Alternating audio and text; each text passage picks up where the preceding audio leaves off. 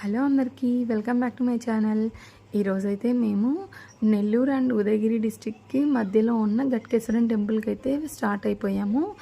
Almost ఈ టెంపుల్కి వెళ్ళే వే అంతా కూడా ఫారెస్ట్ లానే ఉంది.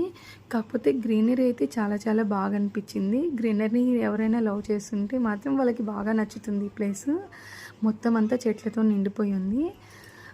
ఫైనలీ మేము టెంపుల్ దగ్గరికి అయితే అలా రీచ్ అయిపోయాము.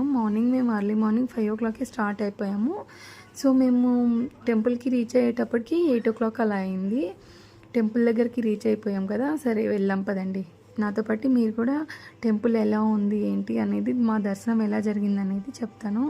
ఫస్ట్ అయితే మేము స్వామి దర్శించుకొని మా చేతులతో మేము అభిషేకం అయితే చేసాము.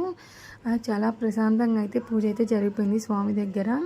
ఇక్కడ స్వామి స్వయంభూ అంట, అందుకే శివలింగం అనేది చాలా కిందకు ఉంటుంది.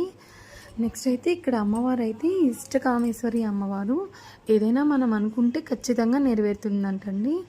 ఎవరైనా ఇటువైపు ఉన్న వాళ్ళైతే ఖచ్చితంగా ట్రై చేయండి. తర్వాత అయితే మేము గుళ్ళో అంతా చూసేసిన తర్వాత అక్కడ అన్నదాన సదానికి అయితే వెళ్ళాము. అక్కడే టిఫిన్ చేసేసి రిటర్న్ అయిపోయాము.